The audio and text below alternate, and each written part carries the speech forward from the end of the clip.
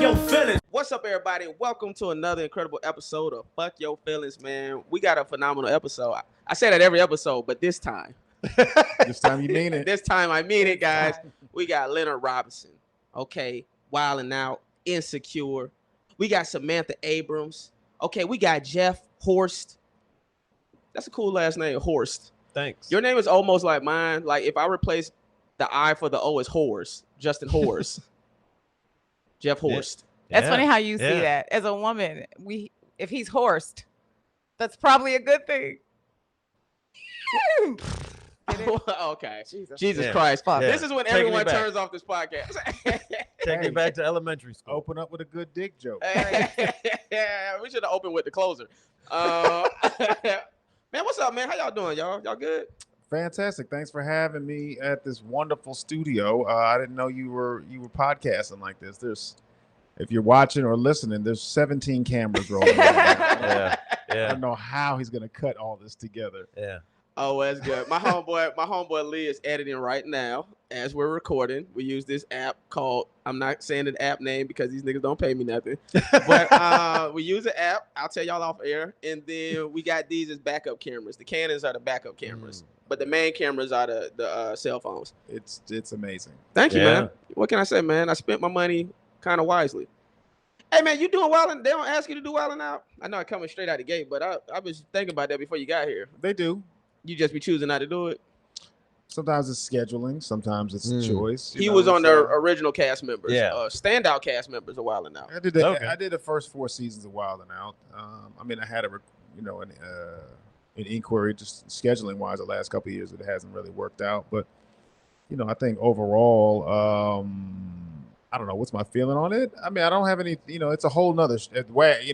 I don't watch the show anymore, but the clips that I see, it feels like a whole different thing. And I think that's great.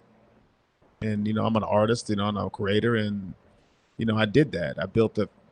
I was part of the first 4 seasons. We helped create that and build that, and then I moved on. And so I don't feel a strong pull to go back. Leonard is saying, "Fuck Wild and Out." That's what he said. That's what I'm hearing. It was very respectful. He was so respectful. The most politically correct "fuck Like, Wild and Out." No, I'm not saying graduated. that. I'm not saying that at all. I mean, I owe a lot to Nick Cannon and definitely that show. Definitely, my story with that is I was only in LA like 6 months or something like that before I got on that show. So it was really like my first thing in Hollywood, and it really taught me a lot and got me plugged in with a lot of different people. I met a lot of people really fast, and it really kind of set me up for a lot of things going forward. Right. But again, my feeling right now is I just don't feel a strong pull to do that, and so I take the request every season when they ask if I can come back, and I honestly look at it and think, does this work for my schedule? And the last couple seasons, it just has not worked out. They've asked me to do it. Have y'all auditioned? You auditioned for it yet? Either one of y'all? No. Y'all haven't gotten called yet? I like that he said they ask you every year. That was such the humble brag. That was Well, I mean, again, I was the original cast member of the first 4 seasons. 4 seasons. That's according to Wikipedia, the only person who did all the episodes was Mikey Day and myself. Nice. So, okay. I did a lot of work over there. I did a lot, I put a lot of time in. And then we also had a spin-off show called Short Circus. That was a sketch show. I remember that. Yeah. Did a season. Not so humble brag. Did a season. And then, I moved on. He's like, now I'm on Insecure. You can also currently see me on. Yeah, I did 3 seasons of Insecure. And, I'm personally just me as a creator, as an artist, and so I'm always looking for like the next challenge, the next thing. I'm interested in lifting heavy weights, things that I can't, looking for opportunities to do things that I have not done, so I can get into some other spaces, that I haven't done. Right, y'all audition? Y'all been auditioning for stuff? Oh yeah. Yeah. How that's going? I'm talking lots of frustrating self-tape. Yeah. Self-tape. That's what I'm on right now. They be having me audition for shit, and I'm like, are people even watching these fucking tapes? Sometimes I feel like I know I'm not going to get it, but I also feel like if I don't submit an audition, they're not going to consider me for other things. So it's hard for me to, like, even in the very beginning, like I got this weird thing on my hand. And so sometimes you ever have them where they got to show your hands? A ganglion. That's what it's and, called, and right? they're just or something. I had one of them. It went away. Yeah. Or you have cancer. One of them. Yeah, the doctor was like, it's not cancer. So until you get a health insurance or enough money, he's like, it's not cancer. It just looks ugly. That was the doctor opinion. So when you do people don't know this, when you do commercial auditions, a lot of times they'll have you show your hands. Yeah. I feel the same way because I have a line. It's not cancerous either. I got mine tested. They thought it was melanoma, but it's not.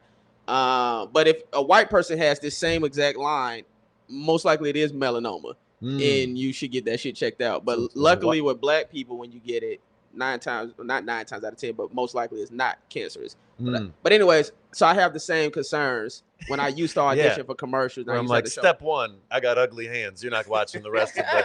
If this is a hands-heavy audition, I don't know. I get booked for shit that like nobody sees.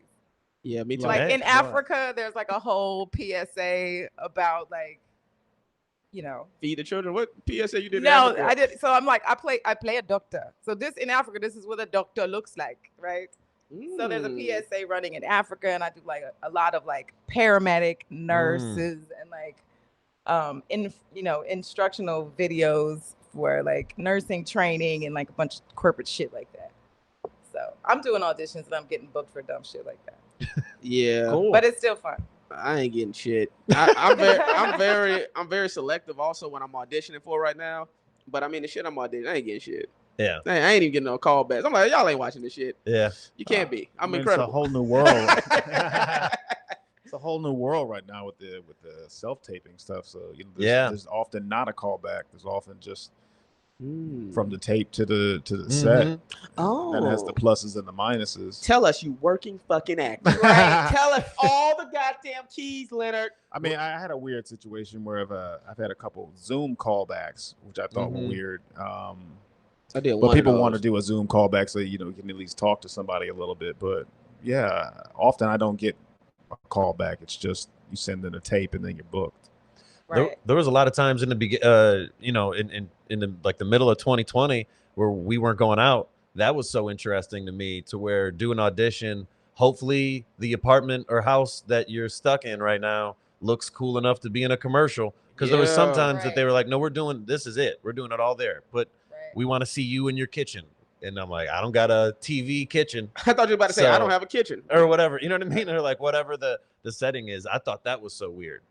To just be like, hopefully my couch looks good enough for an audition. I definitely lost a bunch of jobs when they wanted to see my apartment. Yeah. But it's so true because you see how well some of these like entertainers. I remember that's when I was realizing how good rappers are really doing when the pandemic hit, and you see they in these little ass apartments. I was like, oh nigga, you living like me. Yeah. I had a friend of mine did this show called Connecting.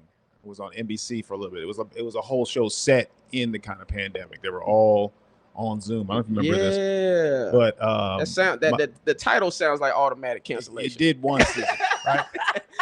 I was like, does anybody want to watch a show about the pandemic while they're in the middle of a pandemic? I don't know. But his name's Keith Powell. He was on 30 Rock, and him and his wife, they hired them both because they were looking for a couple, and they have a house, but I was talking to them like they had them doing everything, like setting up furniture. They'd mail them props, and they'd tell them to rearrange their kitchen and do this. And they're doing lighting, and they're not just actors. No, they were working. They're way the crew. Hard. Yeah, you better believe they paid their ass one check. They sure did. Get your acting check, niggers, to get out of here. And let me tell you, we were. My wife and I auditioned for that, and we thought we were like, we could do this. But you married? Yeah. When that happened? About 6 years ago. When that happened? I'm not a good friend. When that happened? Look, make sure you use that clip when you say I'm not a good friend. I will. Use that clip because you started off this whole podcast with, "What's up with you? Why the fuck you don't want to do Wild and Out?" I was like, "What? Hey, what's with all the aggression, bro?" I was coming out the gate high, man. Fuck all this shit, man. Fuck you, ain't no Wild and Out. I be seeing the goddamn IG clips. I never said fuck them. I never said anything. Leonard Robinson said fuck Wild. No, I sure didn't. He did it. I care. You want to know why? Because when Wild and Out came out, you was one of my favorite characters. I appreciate it. Because it was funny how you would get buzzed for not being funny, but you made the buzz funny. Yeah, that became like my thing. Yeah, it was funny. But see, this is it's funny you bring that up because so like when you're on a show like that, you got to figure out ways to stand out, and everyone was playing the game like it was for real, but I was like, it's not for real. Yeah, I was like, they edit this thing so something that was good they can make bad, and something that was bad can make good. So I was just always kind of covering my bases, where it's like, all right, if you like it, you'll edit. In the edit, you'll say it's a win. Yeah. But if you don't like it, then you at least got this coverage of me giving a funny reaction. So it's like, no matter how it works, I can win. And playing that kind of angle is what helped me stand out a little bit more, because I'm not, I'm not always really up on whatever's current pop culture wise or whatever. I'm not a great rapper. I'm not of the streets. So it's like, how do you stand out a little bit? You know what I mean? It's like you either try and fake that, or you just own what you are. And I've always been about just owning and trying to be as authentic as I can. And that's where I saw my opening. So killed it. In Detroit, they did a live ripoff of Wild 'N Out show that they first literally just as like a live show, and they just called it Wild 'N Out. They were just like, they didn't care at all. They were like, Spanky Hayes was there. They're like, we got a Wild 'N Out person. Who cares? And then they were like inspired by Wild 'N Out, and now they just call it like improv games. But you can, improv games. But you can tell the difference between people that like it. People are just getting too competitive. Where it's like, no, this is supposed to be entertaining. Yeah, this is that nobody wants to watch a group of people argue for real. Yeah, yeah. Over this. This isn't. This was like some of the times it was just me spazzing out and just yelling at everybody on stage. Like, this is how it's going to work. You're going to say a funny thing. The audience will laugh. He'll buzz it. That's it. Yeah. Everybody shut the fuck up. Well, that's why I didn't do Wild 'N Out, because I went there as like a guest one time. And I saw how intense they were. I'm like, it's like a gladiator sport to them. Like they are really locked in. Yeah. And they asked me to do it. And I said to the producer, I said, well, I'm rich already. There's no reason for. I didn't say that. I didn't say that. I was like, it's like, how did he take that? I would love if that's your flex with every meeting. All right. Well, I'm already rich. So well, how does this help? It would have been true 2 years ago. now I'm regular like everybody else. Well, I mean, you spend money on 17 cameras. There's 20 tripods in Obviously, here. You're not good with your money.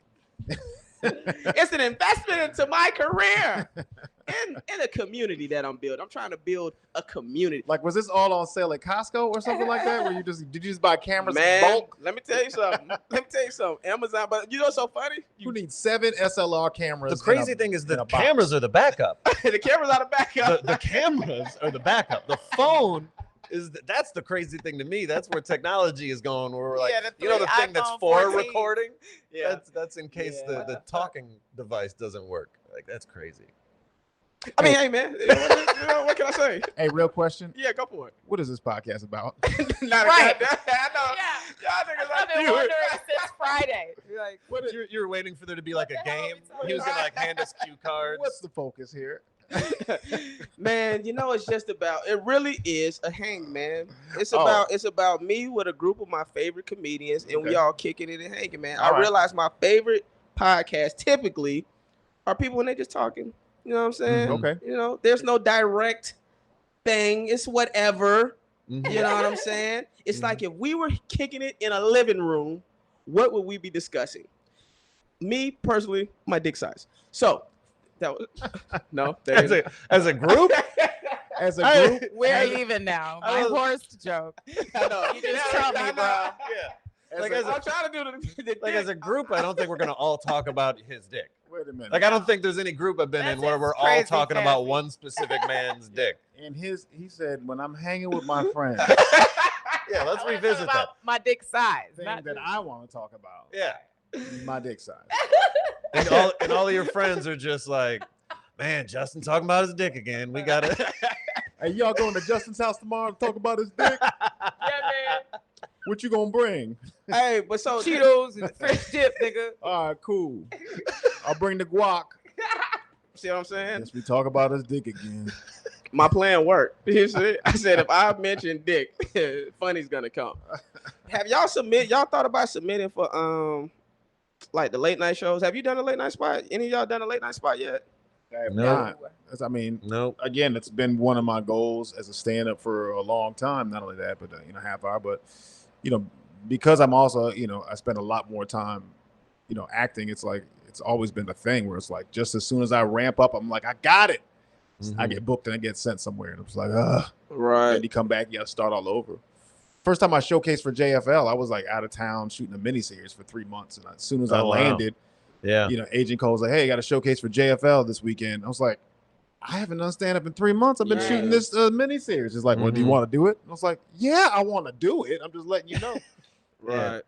I'm surprised you have, because you did Kevin Hart's. Yeah, man. I did Heart of the City, the Detroit episode, and then I did his half-hour show, that had a half-hour special on the Next Level. Beast. So I did 2 different Comedy Central Kevin Hart things, but I didn't get any. Jeff is funny, man. I seen Jeff at the Laugh. That's why I had to get you on, because Jeff, you was hosting that night, right? Yeah. Jeff killed it. I said, Thanks, this dude's man. funny. Anyways, go. I cut you off. Oh yeah, no. So I'm still trying to figure out management. So for me, in order to submit for late night, it would just be an email like, "Hi, I'm a comedian," and then they're not opening. Sometimes that shit works. Sure, yeah. So I mean, I'm not, I'm doing everything that I can, but right now I'm just trying to figure out what the next thing is. My problem with the late night, because they asked me if I wanted to do it, and I submitted a tape. But they want you to be squeaky clean. You kept talking about your dick. I had 13. I had more dick jokes than iPhone cameras in here. I fucking had 13 dick jokes, and they kept telling me it wasn't appropriate. No, but seriously, you have to be squeaky. Like, you can't say ass, damn. And I'm like, yo, it's not 1970. And I'm thinking, this is the reason why your shows are struggling. This is why people are tuning in to podcasts.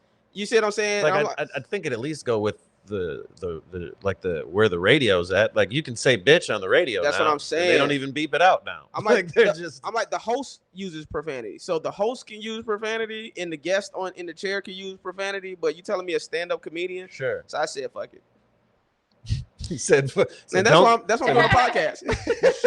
You should have told him, look, I'm rich. And I got a big dick. So I didn't say that, but I mean, feel like I should be able to say whatever I want. But y'all cool with that? I mean, I guess y'all cool with doing the squeaky clean set? No, not at all. Yeah. I'm telling you, you gotta speak into the mic. No, not at all. Why aren't you fine with being squeaky clean? I've just never done it successfully. I remember doing a BET showcase, and I remember me and Fu Quan Johnson were like working that day. Thank you. Rest in peace to him. Trying to clean up our sets before the night, and both of us fucking bombed trying to be squeaky clean. Like, that's just not what I'm talking about. I'm talking about shit that's grown I wish up. I was there to see that, because that would be funny to me, looking at food, watching food trying not to curse. What the fuck? Like him and Jamar neighbors. I would love that. That should have been the bit. It should have just been him trying to figure out how not to curse. Right? That's funny. Terrible. That's funny, actually. Yeah. Him and Leonard Jamar Robinson. I can be clean. That's not what I prefer. So it's like, I'm not against. I still do have jokes that I find funny that work, that are clean jokes. It's just not what my my target audience or target what I'm interested in would be. I did a cruise once, did terrible at it, got lost. I was a last minute like they were like, oh hey, you know how he was like, I was gonna talk you into doing cruises like a year from now. Well, what about in like 4 days, because somebody canceled? And I'm like, I've never been on a cruise. And so the staff treated me like I was a regular. Like, most of the people didn't know that I was a last minute fill-in. So nobody told me where the fuck to be. I was walking into the kitchen by mistake. Nobody told me what the rules of being a performer on a cruise ship were. And because you got to do like 5 shows super clean. Yeah, right? I guess it depends on the cruise ship too. Like, for this one, it was like 2 shows. I just had to do 2 shows. One was clean and one wasn't. Okay. But there's other ones that are bigger cruise ships that it is like every single night. They might recommend having 3 different sets. 3 different sets. You have to do an hour. 5. How much time you have to do? Yeah, I think that depends. I had to do 45, so it was 2 45-minute sets. And it was just weird. It was just like being clean for people that don't want me to be clean. Exactly. Yeah. It's like, if I'm clean, like, if I would rather be clean at a church where they're like, no, we want you to be clean, and we're all on the same page, they want what I'm gonna give them, but Right. then there's these adults that are drunk sitting at me with their kids sitting next, but well, let me tell y'all something about it. Y'all ain't heard my church dick jokes yet, but I got them. Oh my God. Jesus had a big old dick. Ordained dick jokes. Nigga.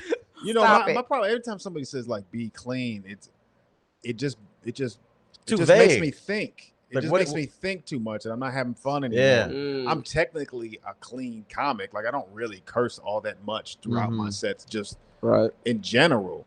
But the minute someone says you got to be clean, then I start questioning everything. And I'm like, wait, is this? Yeah, do I curse? Is there? Is it the I was like, language? Is it the subject content? matter? Yeah. Exactly. And I'm Yeah. like, all right, well, I could change a word here, but I guess. But now I'm thinking, and I'm not doing material. right. Well, let's go through your set list Right now.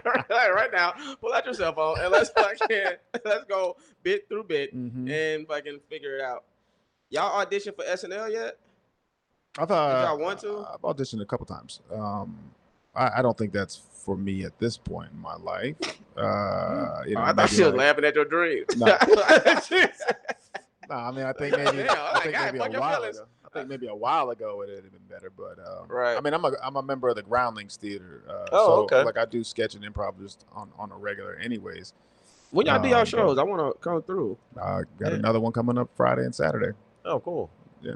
I And might the come through whole- Saturday for real. If whole I'm new not show. booked, Yeah, let me know. I'll get you some comps. no, for real. Because Saturday is my one opening so far. Yeah, so it's it's a natural kind of trend. Like a lot of people come from the Groundlings, end up going to SNL. But what ends up happening, I think with a lot of people in the company is they showcase so many times for SNL Right. that they end up just getting other jobs and moving on. And just Mm. like, well, you have like Edie Patterson, who's on Righteous Gemstones. I love that show. Tested for SNL many years ago, and just got other work, kept going. So, yeah. And just so we're clear, I'm not saying fuck SNL. No, you're definitely saying So no. we're You're clear. definitely Just saying we're fuck it. clear. No, I just don't think that is. I'm calling Lauren Michaels right now. where it No. needs to Hello, be Lauren. for me. He went to voicemail. He'll pick it up next time. Y'all thought about it? Is that something y'all want to do? Or I low key feel like we just need our black SNL. Right, we need our own shit. Yeah, that's what In Living Color. Just birthed call out it of. Black Right. SNL. We should. Like if you put black in front of it, somehow it's legal. First- It's a different name. First season it's Black SNL. Then next season it's inspired by SNL. Right. And then third season it's just improv games. right, exactly. Call it improv games. Good shit. Yeah, I only mentioned that because I had just did a video about how I auditioned for it and I didn't get called back. Yeah, I mean, I just audition, right? It's kind of like the Oscars. It's like I know, right? I told right, like please, so give me this good Oscar you got here. Like, I mean, SNL, right? It's a staple in entertainment, but I just audition. I just go. With no expectations. It's a weird thing. Right. No expectation. Yeah. Right. Because you think they will always want like a certain kind of skill set or a certain kind of, and then every now and then people pop up on there and you're just like, who? Where'd they come from? Yeah. And then if they get past the first season, then you're just like, they become a name or something like that. And you're like, cool. Yeah. But they could do that all the time. They can do that at any point in time that they Right. want. Just grab anybody and make somebody. And so I like how predictable it is that like when a specific racial group has something happen in the news, then SNL that's how they deal with it. Mhm. Where every single time where they're Jeff like, Horste "There's no said gay." SNL is racist. Did you? No, hear that? I'm saying- No, I'm we got the clip. I'm saying every single time. heard it. You remember like it was like what's his name was going to be on there, and then they found an old podcast clip of him saying Shane Gillis? something, him saying something racist about Asians, and then they're like, all right, well here, the next person we're going to hire is a gay Asian. How about that? You know what I mean? Like every single time They doubled There's- down. They doubled down. Yeah. They said we need gay and Asian. Yeah. I mean, he's very funny though. Yeah, Yeah, I mean, I'm just like, fuck it at this. But I do feel like we need our black SNL. And we need to call it black SNL. I feel like you spell it differently, and then maybe you can get away with I'll it. take I'll take the C out of the black and just BLAK, SNL. We'll do it on Sundays. Right. We'll film it at a church. But I feel like we do kind of need that sketch thing. I mean, they got Black Lady Sketch Show and what else they got? Sherman Showcase is kind of a yeah. sketch show. But I feel like we ain't really had nothing for real since Key. Oh, and Michael Che got his show. That damn Michael Che. But like that ensemble cast, you could be our Jim Carrey. Yeah, the ensemble cast where every week is topical, every week is kind of got something going on. You know, That's what I'm saying. We ain't had nothing since Key and Peele. That's the closest that we've had. And really, Chappelle's show. And really, In Living Color though, it's the only thing that was like a true ensemble cast. Yeah, but let's not brush off Black Lady Sketch Show or the Che Show or Sherman Showcase. People, they're just doing things in a different way, right? So I love all those shows. By the way, fantastic. And so I love 2 out of the 3. You decide which one. You decide which one. But I love 2 out of the 3. But yeah, people are getting more. We're getting more opportunities in all kinds of different ways. So yeah, I mean that's probably maybe if you got the vision for it, man. You got 17 cameras. You can shoot a show right here. Yeah. Let's start right now. Let's figure it out. Yeah. The second half of this podcast is just going to be a pilot episode of Black SNL. Black SNL. It's also weird because I don't know where is that show? You know what I mean? Like where does that land? Two of those shows are on HBO, and the other one's on AMC.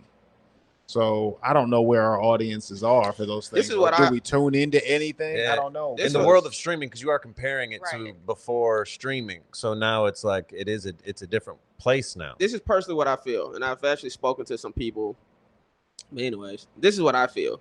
I feel like Stars is the perfect place for Black comedy because the Power, it already has a Black fan base, but there's no comedy to offset the drama at Stars. So like Black people tune in to Stars for all the power fucking every Sunday, but we don't have any comedy. And I think Marlon Wayne's show just went over to Stars. He got a new show. It was supposed to be on HBO, and it just moved over to Stars, I believe. So that's my own personal. Or FX. I feel like FX or Stars would be a good place. I mean, Atlanta is arguably kind of a sketch show. Now there is a little bit of a narrative going on, but it's like it's kind of like a free form, whatever he decides he wants it to be. Keep talking. I'm listening. So just so you know, the host just walked away and yelled, "Keep watching, keep talking. I'm listening." And when anybody says that, the first thing you think of is they're not listening. They're not listening. I've used that move. Yeah, I've done that. Yeah, and I wasn't listening. And I learned it from my parents. What y'all thought of y'all watch Atlanta? I'm behind on some episodes. Samantha don't watch shit. I don't watch shit. Samantha be working. Yeah, what do you do, Samantha? Sell weed. I don't. What the fuck you be doing, Samantha? Yeah, well, how do you? First of all, how and why would you say in the state of California where it's legal? Why would you say? No, I would, but I have 2 daughters. No, I don't sell the weed for you. What's going on? No.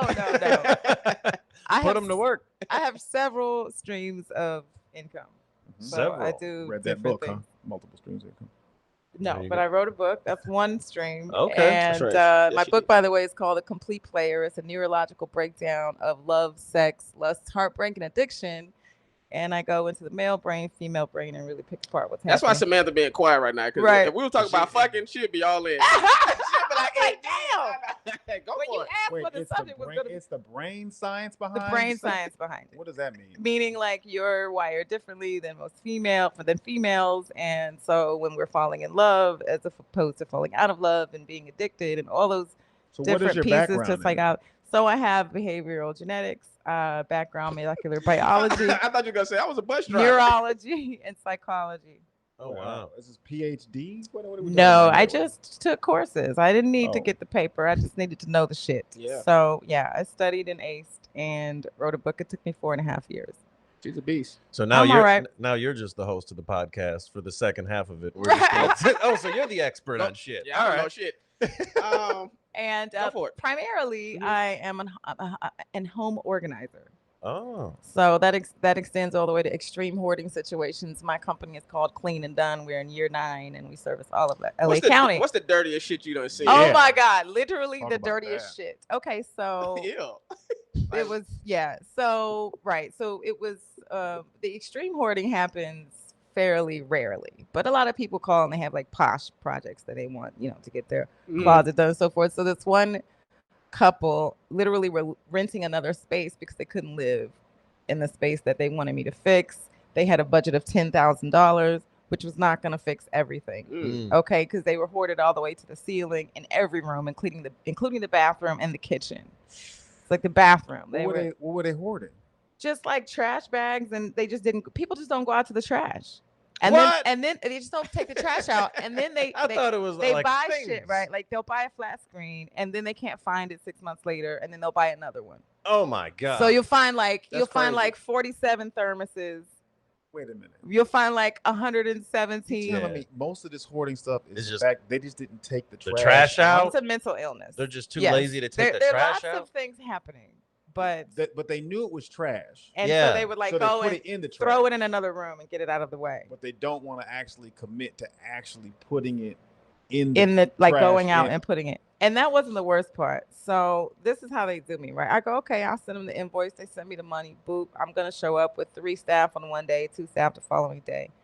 And the day before we show up, the guy calls me and goes, hey, I just want to let you know, it might be a little dog poop in the hallway. It might be a little. There might be, which means there is. I don't know how you're saying might. It's like, okay. How do you not know if there's dog poop there? Right, it might be a little dog poop in the hallway. You stutter.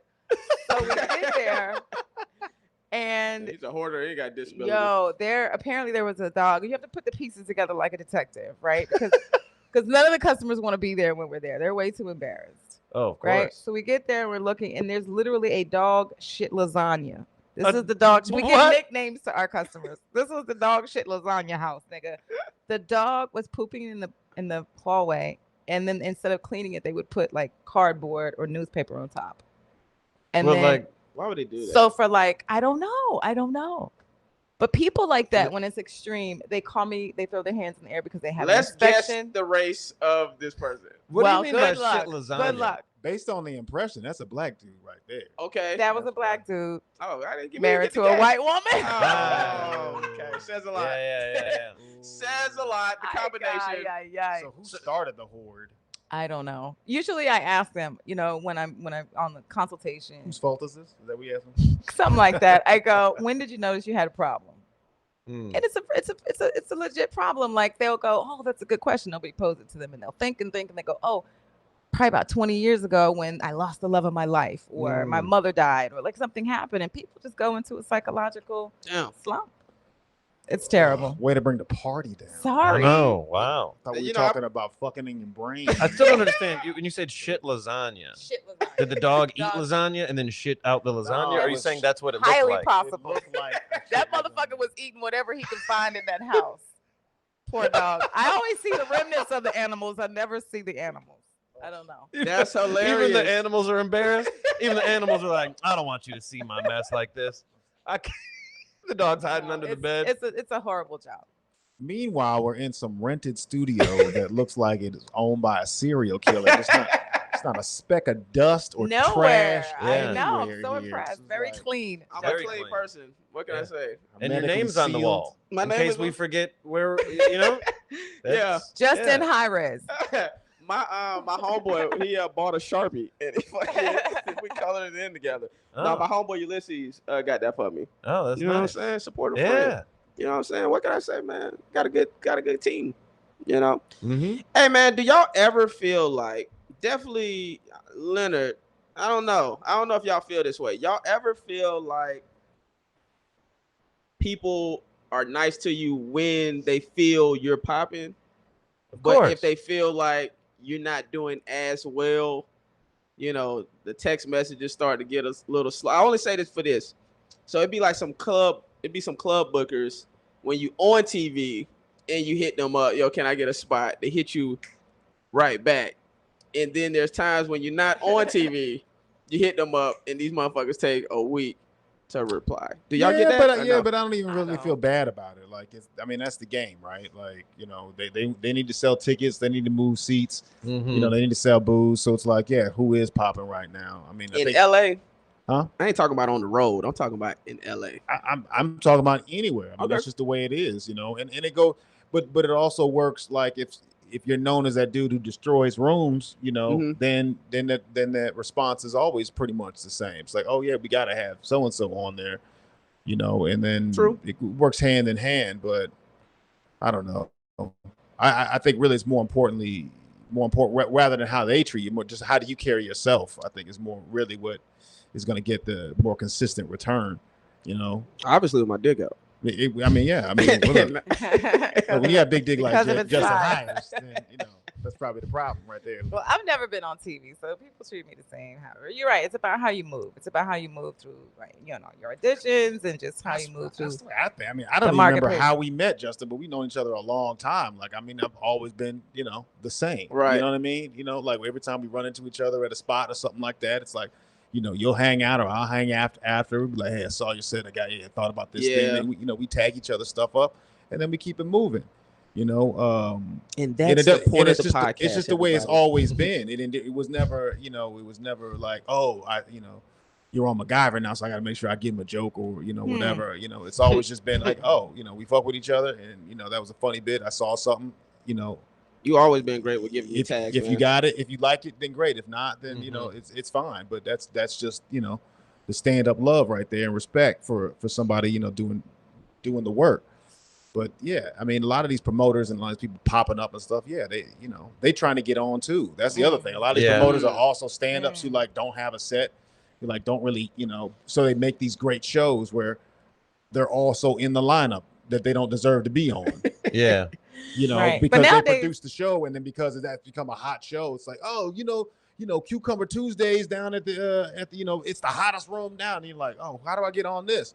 You got to talk to Gary Socket. You're like, who's Gary Socket?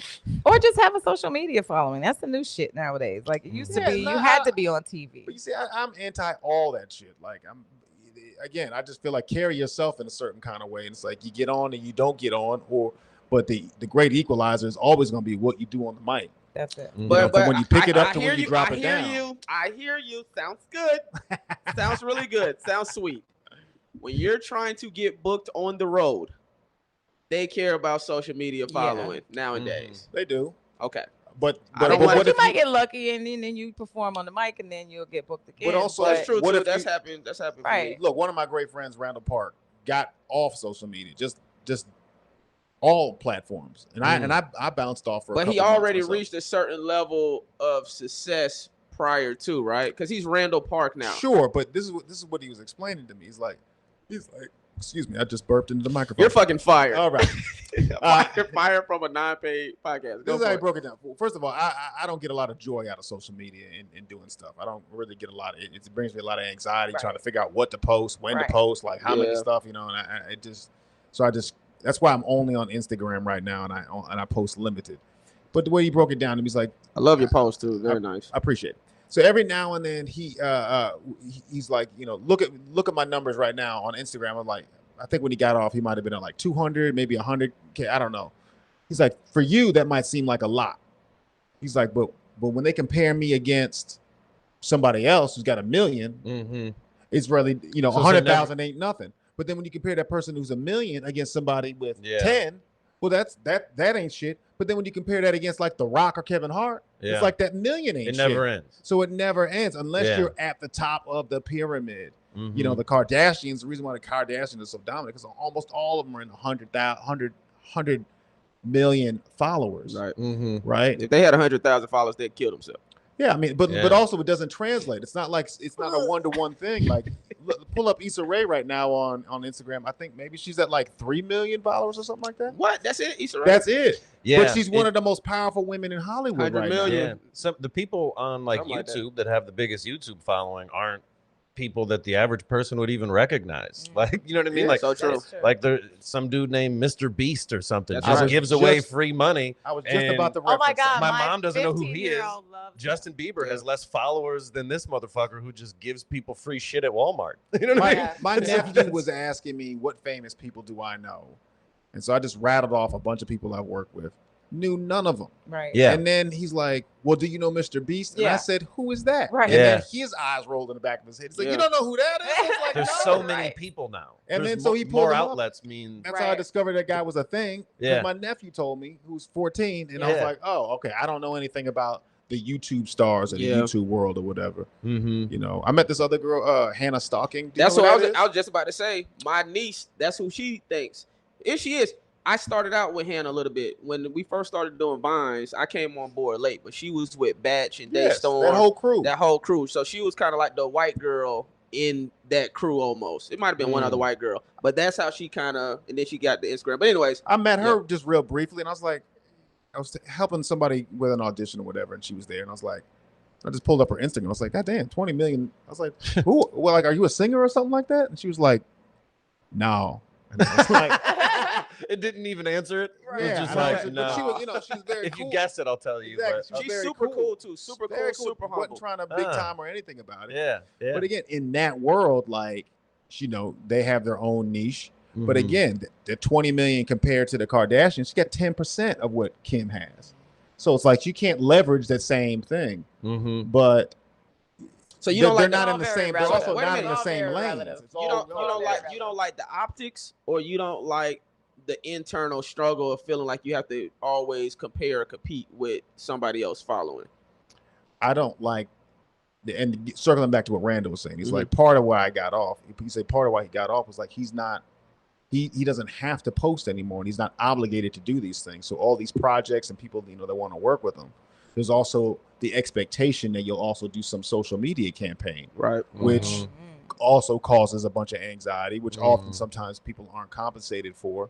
So it's like the only way to equalize all that stuff is just to not be on it. They can't make you get on it. So he deleted his account. He don't even have an account. He just had probably like a ghost account, like Gerard. No, got nothing.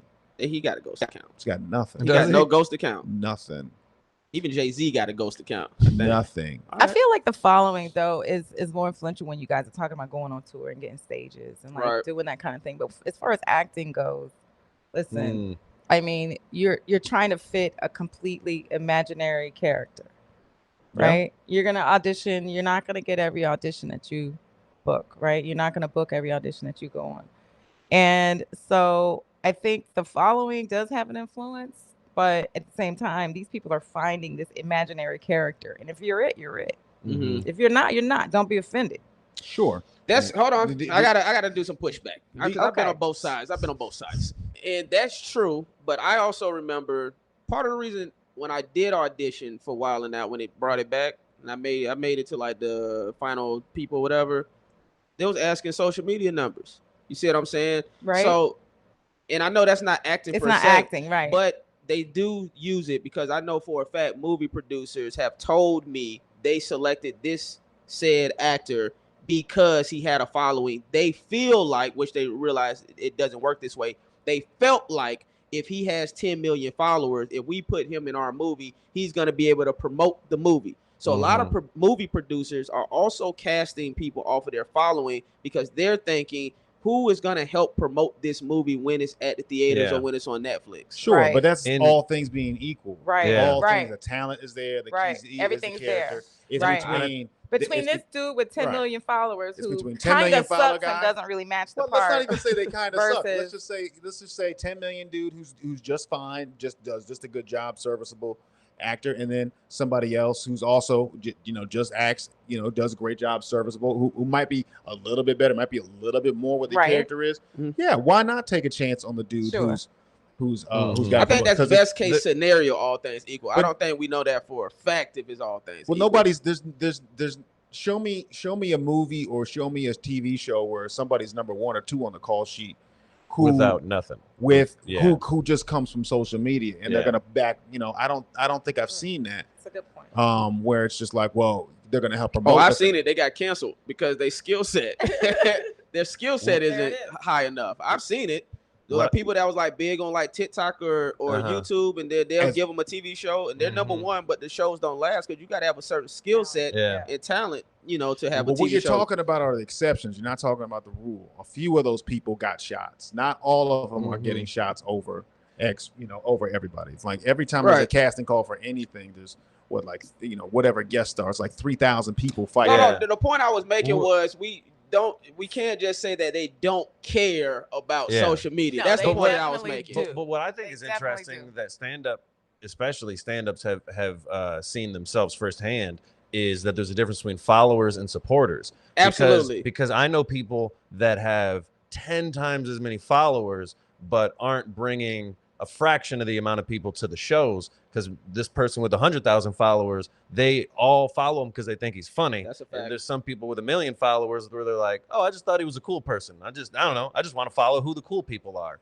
you know? And so that's an interesting thing too, that I know can be frustrating from stand-ups, because there's some people that are like, yeah, I got 20,000 followers, but I got 100 people in every city that'll come see me. Yeah. And you know what I mean? And you got somebody with 1 million and they don't even remember why they follow him. They Right. just saw a blue check mark one day and then that was it. So to that point, like what do the numbers mean? Like Yeah. if you start breaking it down, like if I was up 1 million followers and I wanted to tour, Mhm. like that's a lot of land to cover. Yeah.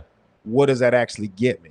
Yeah. Does it only get me 100 in every city? Mhm. Well, great. Then I'm still not selling out. I'm Yeah. still not even breaking. Sure. I'm not getting a bonus. I'm Right. not doing it, and I'm still only doing clubs. Mhm. Right. So Mhm. Oh, and Does I agree. I these agree with that. it's the conversion Mhm. to the followers, to, like you're saying, supporters. Who's going to actually answer that call and show up?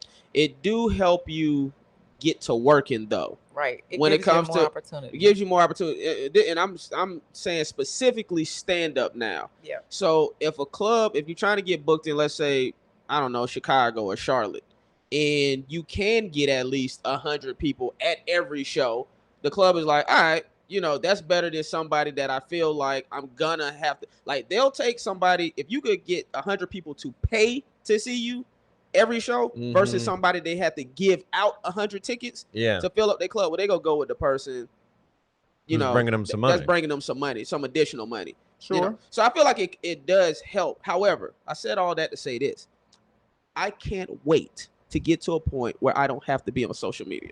You can do that Yeah. today.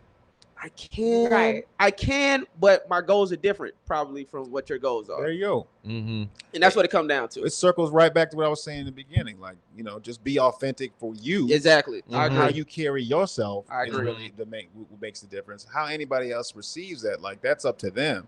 But you just got to wake up in the morning and go to sleep at night and feel good about yourself. Right. And if there's something in your life that's like that doesn't help with that, then you need to get rid of that. You need Yeah. to get rid of it and say, I don't want this I don't want this obstacle and this anxiety, and it's not helping me get better. Mhm. Do y'all ever feel like not being on social media or posting as much, you feel like it's making your journey take longer, or you feel like everything's right on time? Posting on social media is a pain in the ass. Right. It's a pain in the fucking ass. Okay. And so if I'm Yeah. if I'm in a funk where I'm busy with work or my kids or something's happening, I'm not posting it for a week. I don't give a fuck. Right. You know, social influence has an influence. Social media has an influence, but there are others, right? Networking. Let's not, That's number minimize one. networking. Relationships It's is about number who one. making those relationships. number one right Number there. one.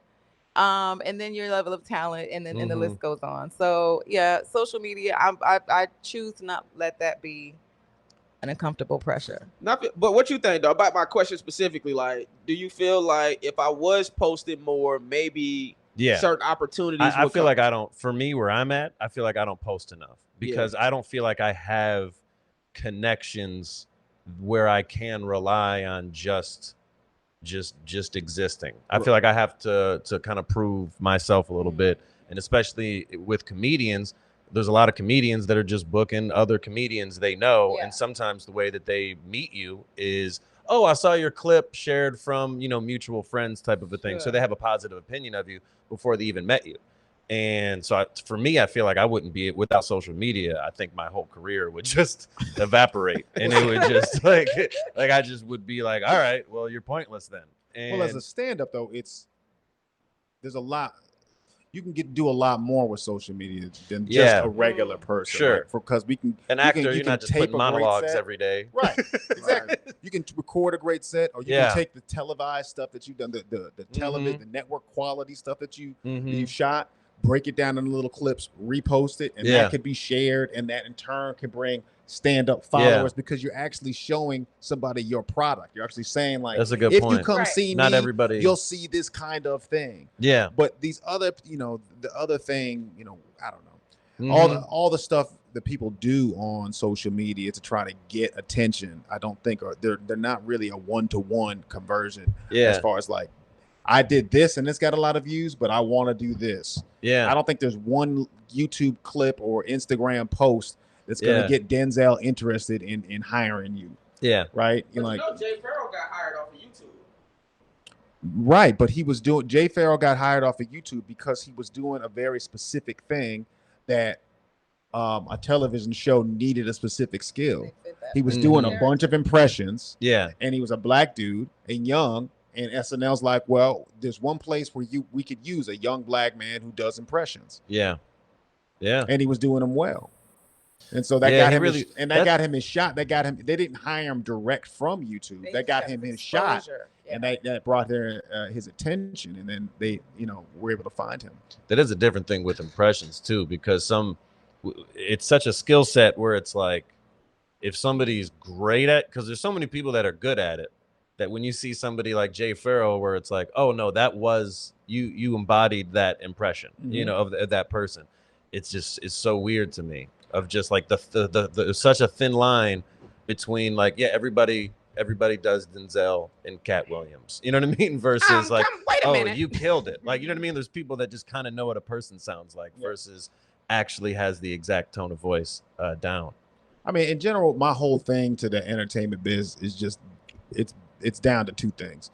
Joe Morton, Papa Pope, Joe Morton gave me some great advice a long time ago. He says, I make my decisions on three things: people, project, or money.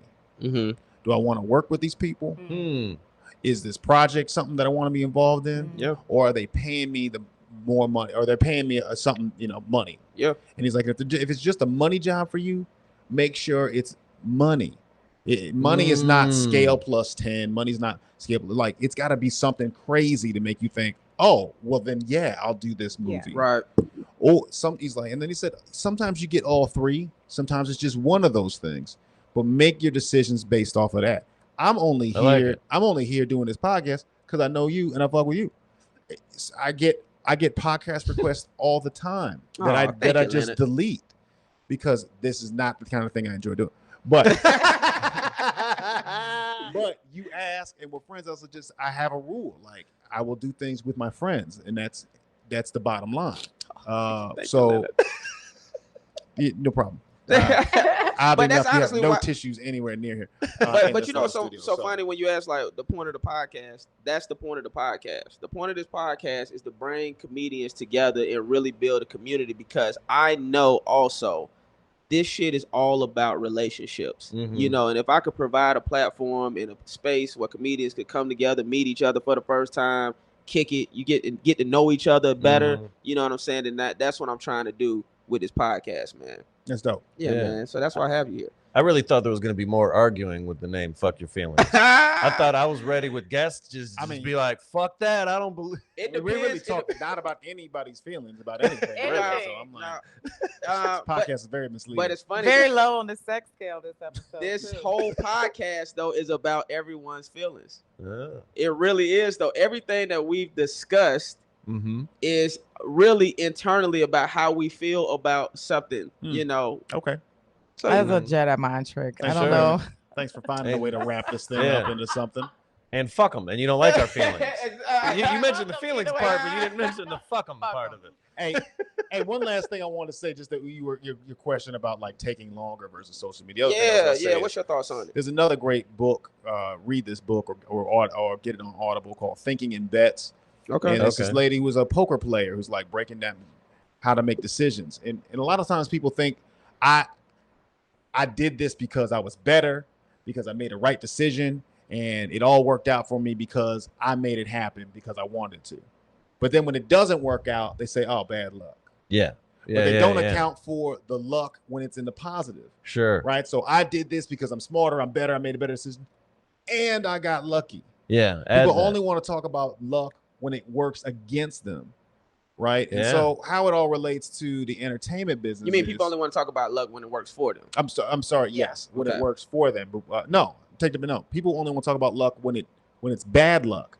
I did the right thing. It's just bad luck. It didn't work out for me. For the positive if you get a major role in a TV show, you're not going to say that was luck. But you're going to be like, I did a great audition. Wait a minute. Hold on. I'm going to let you continue. I have heard, I was talking to my homeboy about this recently. I have heard some of the biggest stars say part of the reason why they're Luck. successful is luck. Yep. I heard Kevin Sure. Hart say that. I heard Yep. George Clooney say that. So I have heard some of the biggest stars say some of this shit was luck, because I know a bunch of talented people that didn't have whatever, for whatever Yes. reason, it didn't work out for them. Continue though. I'm listening. Luck plays a big part in everything. Mhm. I mean, just think about going to the mall and getting a good parking space, right? Somebody pulls out right in front of you, and this other person swipes that spot, and they're right up front. Meanwhile, you got to go up to level 5. Right, that's luck. The whole point of what I'm trying to say with the thinking in bets is like so much of our world is about luck. Hey man, we And just had the worst luck ever. and the power went out, and that was luck right there. You know, because I didn't wrap up the point as eloquently as I wanted to. So, anyways, all the stuff that you trying to do, again, I just can't say it enough. Just do whatever it is that makes you happy, that makes you feel authentic, that makes you feel creative, that makes you feel productive. And don't worry about all this other stuff, because there's so much luck involved in all this. I mean, look at all those people who invested all those years into Vine, and then the company collapses. Yeah. How many of those people converted into some other, you know, not all of them. And then- Some did. Is Vine TikTok? Did they? I don't Isn't know it- if are they Vine is tied? I TikTok. don't think Vine No. died. Vine died and it never did. And TikTok popped and up. TikTok was like, Owned what by if we China do? now. What if we do Vines, but just a little bit longer? Instead of 6 seconds, we do it a minute. Exactly what happened. It was the same And someone thing. moved to Instagram. Some of them stayed on YouTube. Right. Some of them were doing multi-platform stuff the whole time. You I know? feel like I saw some people in Vine that were like on red carpets and shit. Like there was some Vine you did? famous Yes. motherfuckers that were doing stuff. And the other end of the business of it, like, they don't really care. They're not necessarily Yeah. invested in like the real quality. These people are like trying to make money. So they're Yeah. like, oh, what's hot right now? Yeah. Great, give me some of those people. Let's see if we can make some money. And then when you Yeah. stop making money and they don't believe in your talent, you just get cut. Mm-hmm. So this is to get to your point, and then we about to get out of here, man. When David Arnold passed, that really hit me.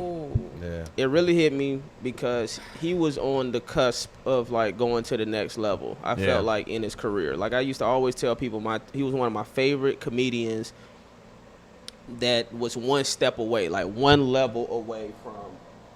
He was one level away from going to that next level, right? He was starting to do like theaters on the schedule he had and shit like that. When the shit happened, I teared up. Yeah. Like, and I was in the mall when this shit, I was just about to go out of town. And I literally had to sit down on the floor in the mall, right? Fucking tears in my eyes. People walking by, what's wrong with this guy, right? I said all this to bring up luck because I asked myself, I said, what the fuck am I doing all this for? Because if you're not lucky enough to even be alive, that shit, it could be like you almost did all that shit for nothing. So then I started thinking about, damn, I need to spend more time with my family. Like, I Yeah. need to fucking just be focused on the shit that I really love doing. It's like, but then a part of you, even I woke up this morning and worked out, right? And I'm like, well, fuck, what's the point of even doing this? I'm like, I could do this shit because even David was working out. You see what I'm saying? I'm like, I could be doing this shit and fucking just have a heart attack. But I'm like, well, I want to look good while I'm here. You know, so that's the reason that I told myself why I still worked out this morning. Yeah. But a part of that is almost like, damn, man, if you're not lucky, if there's not a certain element of luck, then I don't know, man. Oh, I think. go ahead. Oh, I was gonna say. I think that's why a lot of people talk about like having to enjoy the process. Yeah. Because if you don't enjoy the process, if you're putting too much pressure on where am I going to go with this, and you have no idea. The only thing you have more control over what I'm doing, and if I enjoy that, then it's like, you know, like I'm like being from Detroit. Like I just hate winter. I live out here. If comedy was, if I won the lottery and for some reason stopped telling jokes, I'm not moving back to the winter. I want a quality of life as well. And I think if you put too much pressure on the end result and you don't enjoy it on the way, then what is it for? We're lucky to be here. And we have people around us watching us. You have, you know, we have, some of us have children. You have a wife. You have people that you are influencing. And so as long as you're getting up every day and doing whatever it takes to where you don't feel like an asshole, or that means working out or writing something or being creative or whatever it is, then you do that and you leave a legacy. David taught so many Yep. comedians how to be a comedian. Mhm. So that legacy is going to live on forever. Now, did he understand the gravity of every tiny task and accomplishment? Of course not. Right. But somebody saw you. Somebody Mhm. heard you. Somebody was motivated. And he was somebody also who, I mean, since I got into town, was always working. Was always Always. working on getting better and pushing it. And Right. and he experienced several different peaks, at least that I saw, where it seemed like something different was happening for him. You know what I mean? But that was all like just his preparation, and his work ethic, and then a little bit of luck dashed in on that. Sure. Right. And yeah, it's not to get too religious on it, but I remember one of the most lasting things I took out of going to church one time was. And maybe it was I was in this moment where I was just feeling like, kind of like what you were saying, Justin, we're like, what's the whole point of this? And I remember the preacher saying, like, if you're not growing, you're dying. We're on this planet to contribute, on this planet to Right. do things. And so whatever that purpose is for you, go do it and try and do it 100%. LA is such a hard place to try to grow and try to become an artist because you have walking daily reminders or comparisons that you have to compare yourself Sure. against somebody. Yeah. So don't compare. Right. And Just stay focused. Stay focused on what you're doing and be inspired and motivated by what other people are doing that you want to get into. Mm-hmm. because we'll never know the end result. Yeah. Yeah, you're not going to know the end result. We're not. All we have is now. Right. Mhm.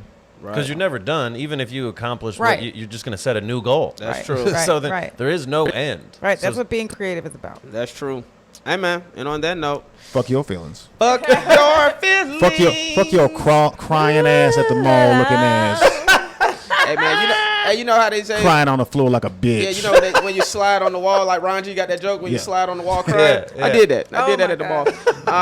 Fuck Hey your man, sensitive ass. what's your social media? Say y'all social media, what people should look out for. You can find me only on Instagram. I am Leonard Robinson. You can find me everywhere on social media. I overdo everything I do, so my handle is I overdo it. I like the eye on your face. My name is Samantha Abrams. I am at Jeff Horste, JEFFHORSTE on all social media, TikTok, Facebook, Instagram, the whole thing. Me too. We're the social media Okay. whores, and they're the ones that have their life together. That's how I look at it. It's all relative. Hey man, and I'm your man. Just any shows, anything y'all got? People I'll should be in watch? Milwaukee December 8th, 9th, and 10th. There you go. All right. You can catch me at the, And some other shit. Groundlings Theater Friday and Saturday nights through November, and locally usually at the Comedy Store or Laugh Factory, Hollywood or Long Beach. Hey man, and it's your man Justin Hayes, man. Hey, make sure y'all like, comment, subscribe. Yeah, something. I was going to say, for all the comedians out there waiting for Speak Live Comedy on Thursdays to come back, it's coming back very soon, so be on the lookout. If you're not locked into the text alerts, DM me and I'll give you the code. She got her own open mic that she do at her I've crib. never been, but I've been a part of the text alerts. Larry, that's her. Yeah, yeah. Nice to meet you. That's so funny. I was about to unsubscribe from the text alerts only because No. I'm like, I be out of town so much. But I was like, if I unsubscribe, she could be like, nigga, why you unsubscribe? And then that's why I never did it. But just because I be out of town so much. But I'm gonna pull up again. Okay, very cool. Hey man, Pull up. like, comment, subscribe. Shout out to everybody watching, man. The subscriber numbers are slowly going up, man. So I appreciate everybody tuning in every week. And hey, if you've been offended by anything that you heard on this episode, just remember one thing. Fuck your feelings. Fuck your feelings. Okay. We out of here. I want me down, I get it. Hate that I keep winning. Stab my back is tempting.